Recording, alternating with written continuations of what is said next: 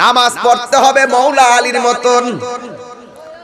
মৌলা আলীর পিঠ, মৌলা আলী রাদিয়াল্লাহু তাআলা আনহুর পায়ের ভিতরে খামিওয়ালা তীর ঢুকে গেছে।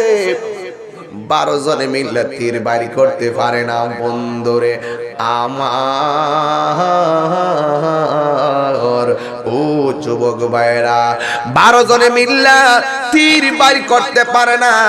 আলী রাদিয়াল্লাহু তাআলা আনহু বলেন, আমার তীরের মধ্যে তোমরা দৌড়ো না, কারণ আমার তীরটা টান দিলে আমার কলিজাটা বাগ বাগ হইয়া যায়। এরপর কেউ তীরটা খুলতে পারে না গো।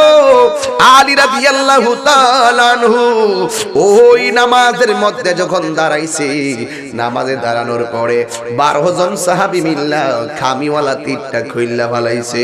পায়ের গোশতগুলা তীরের সঙ্গে বের হইয়া গেছে। আলী রাদিয়াল্লাহু তাআলা আনহু নামাজটা শেষ করলেন। নামাজটা শেষ করার পরে গো ওই মুহূর্তে আলী রাদিয়াল্লাহু তাআলা আনহু বলেন, আমার পায়ের মধ্যে তীরটা ছিল, তীরটা কোথায়? এবার সাহাবীরা মুস্কি মুস্কি হাসা ডাক দিয়ে কয়, হে আলী,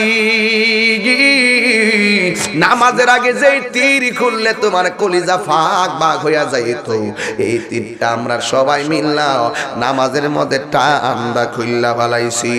এক পাগলা ডাক দিয়ে কয়, আলী, নামাজের তীর খুলতে গেলে আপনার কলিজা ভাগ ভাগ হয়ে যাইত, এখন নামাজের ভিতরে যে তীর খুলে ফেলেছি আপনি কি টের পান নাই?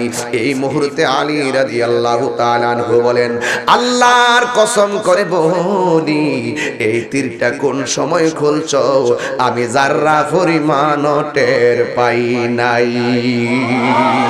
আরে পোলাপান জোরে কষ্ট সুবহানাল্লাহ বলো।